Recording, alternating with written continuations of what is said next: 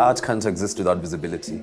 We need to create spaces for artists to thrive. We need to create collectives and allow artists to thrive, and we need to buy their work, and we need to pay the money that they ask for their work. Artists pour their lives into their work, you know, and it's such a personal labor of love, and it's you know, and there's materials, and there's this, and the creativity. You can't put a price on creativity. The Latitude Hotels Group is a homegrown brand, and we really celebrate Africanness and Africanhood. So that's really the spirit of Latitude, is being a true African brand and appreciating African culture. So the partnership actually with Alliance was simply for Ebirungi. It's because they also appreciate art the way we do, they appreciate local artistry, and they appreciate what I call cultural diplomacy. And so we just wanted to say, to show appreciation to the local market. There are so many opportunities that come by the fact that spaces which are not seen as art spaces, art forums, bring for us, because galleries target a market which is already art-oriented. But for a hotel, it has a very big spectrum of people who are not even connected to art, who don't know what art really is. But when they get to see it, and then they are triggered to even pay for it, because I've exhibited in some galleries and I've never made a sale there.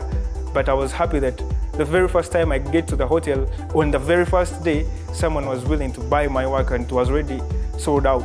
So it breaks the ice, the gap between the art people and people who are not directly involved in art. This was my first ever exhibition, and of course it was a big deal for me and my sisters and my entire farm. And I'd never been here. It's an amazing hotel, you've seen it.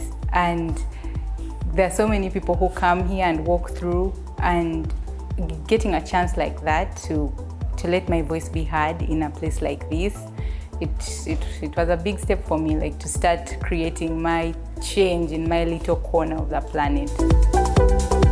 The interpretation that I had for Ebirungi when I looked at it was the good things. Ebirungi as in the nice, good things about life. So I was also looking at the good things about the boda in particular, because I feel that bodas represent me. They represent, like, they are the ideal thing. They are the flowers you see on the road every day. The picture that you see is basically a reflection of society. I work more with relationships and interrelations in society. My works represent that, how we connect with fellow men, nature, and then God. For this particular exhibition, I used pastel on sugar paper. But usually for my other pieces and the other kind of work that I do, I use all kinds of materials from the environment, like waste plastics and paper and glass and beads and stones. And most of this stuff, like the plastic, is from the environment. Like, you know, because people throw around the plastic soda bottles all over the place, and we can use them. I want to implement the change through the art, not just for visual, but to clean the environment with the art too, so that people are not just seeing it, but also I'm using the waste to create something better. It's been appreciated hugely, and we've made a good number of sales as well. So it's been great. And I would encourage people to just buy art, appreciate art. There's so much talent, my goodness. It's amazing that, and also a lot of these artists are so young, you know, between the ages of like 17 and 25, I think. And the work is phenomenal.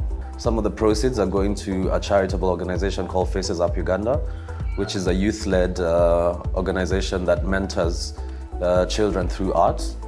And they also help to put children through school. And a big thank you to all the artists in Uganda who are dedicated to their craft and share their beautiful talent with us.